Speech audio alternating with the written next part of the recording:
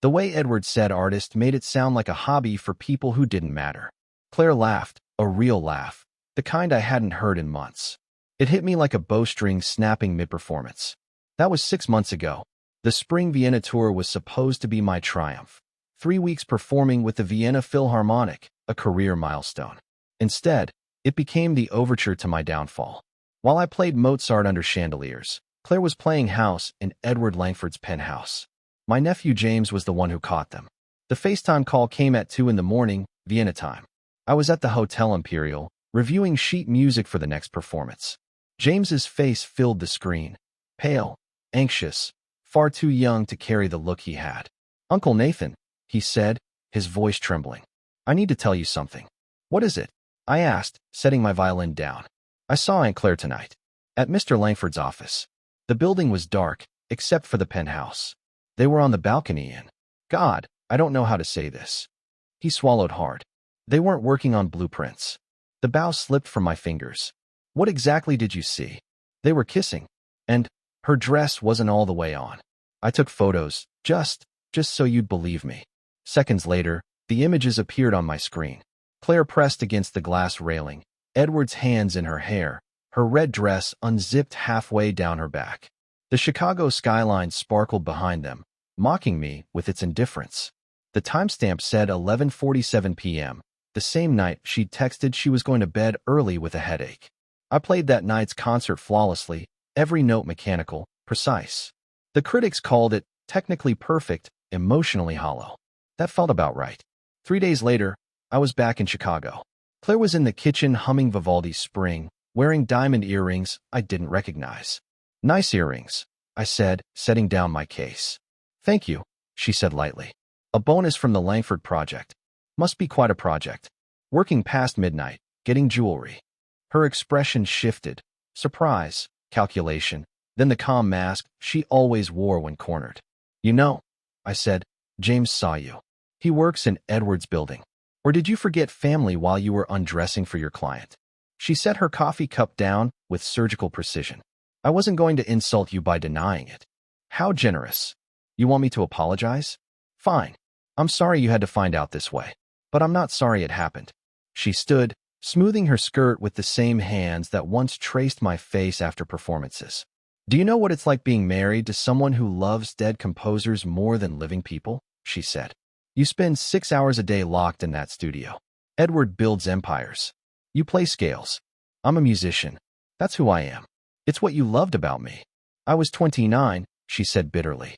"I thought passion for art meant passion for life. But you don't live, Nathan.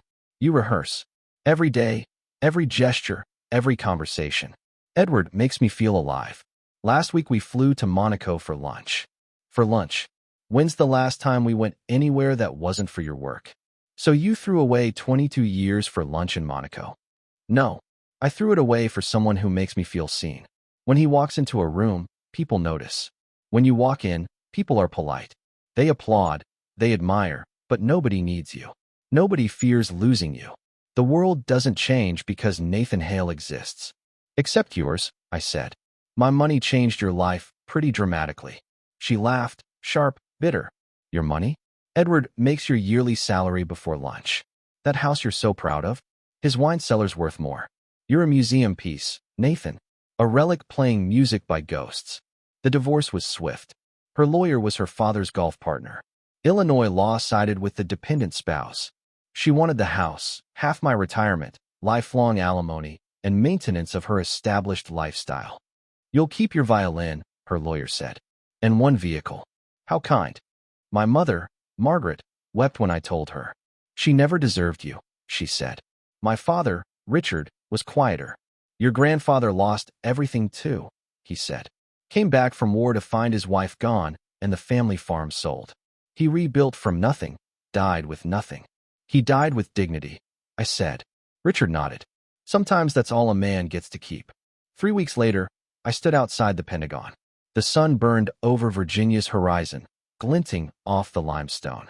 I carried my grandfather Henry's leather journal wrapped in a towel, unwilling to let it out of my sight. The Uber driver, a veteran, whistled when I gave the destination. "Pentagon at dawn? You military?" My grandfather was Staff Sergeant Henry Hale. I said. Must have been someone special, he replied. If only he knew. I'd spent the flight studying Henry's journal. The compositions weren't random. Each piece had dates that matched military operations in Southeast Asia. And in the margins, faint markings like dynamic symbols that didn't fit musical notation. Colonel Arthur Miles met me at security. Tall, late 50s, posture straight enough to shame anyone. Mr. Hale, he said, shaking my hand. Before we proceed, I need to verify your identity. Tell me about your grandfather's piano. A 1947 Baldwin Spinet, mahogany finish. Bought in Raleigh after the war. Middle C had a cigarette burn. What did he call his Sunday night recitals? Church for the unchurched, I said automatically. He said music was the only religion that never lied. Miles nodded once. Follow me. We descended 3 levels underground.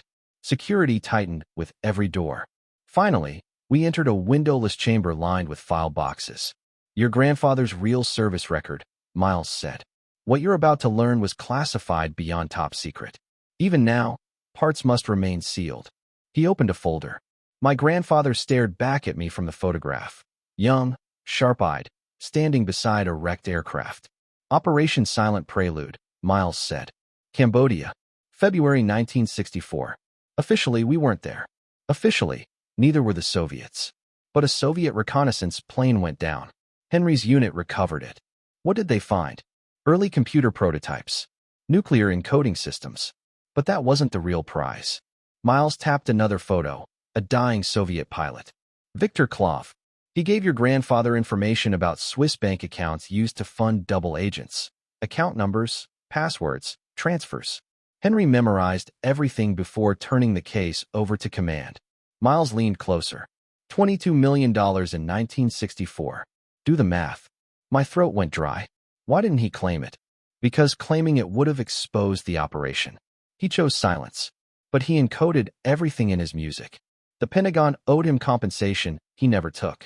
Now that the classification has expired, that sum with interest equals $156 million. But he left you conditions. Miles handed me a sealed envelope. My name written in Henry's shaky hand. Only to be opened when his grandson had lost everything material. The colonel said quietly. Inside were 3 pages of my grandfather's writing. Nathan, if you're reading this, your marriage has ended, and your world has collapsed. I knew it would, because patterns repeat. The music I left contains coordinates. Each composition marks a location. In Baltimore, Storage Unit 447, paid through 2087, you'll find what I could not destroy. The Pentagon money is yours. But the truth, the real inheritance, is there. The Swiss accounts still exist. They're clean now, but born of corruption. Among the names you'll find, one will matter to you personally. Choose truth, and you may lose comfort forever. Choose silence, and history will repeat. You have 72 hours. I found the storage facility the next day, a forgotten brick building in an industrial part of Baltimore. Unit 447 opened easily. Inside was a single military green cabinet. On top, a chessboard mid-game, the Budapest Gambit. My grandfather's favorite. The gambit means sacrifice, he used to say. You lose something small to gain something greater. Inside the cabinet, a safety deposit key and a folder full of documents. Swiss bank statements. Defense contractors paying Soviet agents. The same name repeated 17 times, Langford Industries. Edward's grandfather, William Langford, had sold defective helicopter parts to the Army, causing crashes that killed dozens. And the profit funneled into those Swiss accounts. My phone rang. Nathan Hale, I answered. Edward's voice was smooth as oil. So, you've been to Washington. How the hell do you know that? The same way I knew Claire was vulnerable. My family's been watching yours for 60 years. Your grandfather stole from us. He stole evidence, I said. He protected the truth. Truth. Edward chuckled. Truth is what powerful men decide it is. Take the Pentagon money, walk away, and you'll never hear from me again. Or keep digging, and you'll learn what real loss means. Your grandfather chose silence. Be smarter than he was. The line went dead. I called my cousin Dennis, an investigative journalist. Clear your schedule, I said. I've got the story that'll define your career. At Baltimore First National, the safety deposit box contained everything. Original files, confession tapes, and a final sheet of music titled The Redemption Suite. When I hummed the melody, The rhythm matched the numeric sequence of the account passwords. Henry hadn't just documented the crimes. He'd kept access to the money. We worked for 24 hours straight. Dennis, his editors, and a team of forensic accountants. The accounts were real. Still active. Total balance, $87 million. Publishing this will ruin Langford Industries, Dennis warned. Claire too. Then let the ruin be honest, I said. The blood money goes to the families of the soldiers who died in those crashes. Every penny. He smiled. Henry would have been proud. Maybe, I said. Or maybe he'd just say the music was worth playing, even if the audience wasn't ready to hear it. When the Washington Post published Dennis's story, it hit like a detonation. Blood money. How defense contractor fraud funded the enemy. Langford Industries' stock plummeted 40% in a day. By week's end, Edward Langford was under federal investigation. Claire called 17 times before I answered. Nathan, she sobbed. Edward's been arrested. The FBI seized everything. The house, the accounts, even my car. I have nothing. You have what you chose. I made a mistake. I see that now. I'm staying with my sister, in her basement. Please, I want to come home. That house isn't your home anymore, I said. The bank foreclosed. You couldn't make the payments. I bought it at auction last month. You bought our house. I bought a house. My aunt and uncle live there now. Silence. Then a small, broken laugh. You always did love your grand gestures. I hung up and turned toward the window. Chicago glowed beyond the glass. Cold, alive, endless. My grandfather's words echoed in my mind. The music was worth playing. And for the first time in years, I believed it. They'd lost their home to hospital bills, and now they had a place filled with sunlight and peace to spend their final years. It felt right, better than Edward's luxury cigar lounge ever had.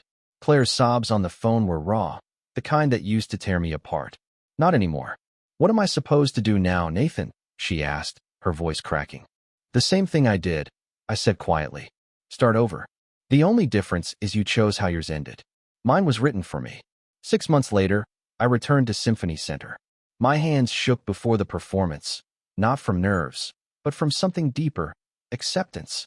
That night, I premiered the Redemption Suite, a piece my grandfather Henry Hale had composed but never performed.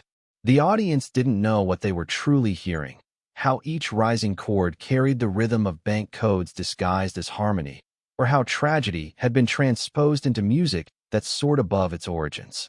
In the front row, my mother, Margaret Hale, wept through the adagio. That section carried the names of every fallen soldier who died in helicopters supplied by Langford's defective parts. Each note, each pause, was a name remembered. The trust fund I'd founded in Henry's honor had already distributed $12 million to Gold Star families, people who'd waited decades for someone to remember their losses. Dennis's investigation won the Pulitzer. Edward Langford's empire crumbled under the weight of its own corruption. The company filed for bankruptcy as lawsuits flooded in, and Edward himself was sentenced to 7 years for tax evasion, the only charge they could make stick for inherited crimes. Justice, imperfect but real. Claire remarried 2 years later, to her divorce lawyer. It made sense, in a sad sort of way. Practical.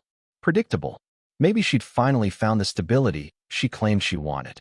My sister Monica once asked if I regretted it. Any of it. Which part? I asked. Exposing Edward, or losing Claire? Both, she said. You could have kept quiet, taken the money, lived easy. I smiled. Henry didn't have that luxury. The world wasn't ready to hear what he knew in 1964. He buried those truths like seeds, waiting for someone to come along when the ground was ready. I just happened to be the one to dig them up. The real inheritance wasn't the money, even though it changed things in practical ways. It was perspective. Henry's silence had never been cowardice. It was foresight. He played a longer game than anyone realized, and somehow he'd known that 60 years later, his grandson would be sitting in a room full of secrets, deciding which ones deserved the light. I live simply now, a modest 2-bedroom condo within walking distance of Symphony Hall. I still practice 6 hours a day, but every Saturday, I teach free music lessons to veterans' children. The foundation has grown, funding music therapy programs in VA hospitals. Henry's compositions are used to help soldiers express what words can't. Sometimes I visit nursing homes, violin in hand, and end with Moonlight Serenade, played in Henry's modified rhythm. Most of the audience just listens, eyes closed. But occasionally, one old veteran will straighten, recognition flashing across his face. Night music, one whispered once. You know about night music. My grandfather knew, I told him softly. He made sure someone would remember. That's the truth about inheritance. It's never just about money. It's about carrying the stories forward, making choices with integrity, and finding the strength to play the difficult passages, even when your hands tremble.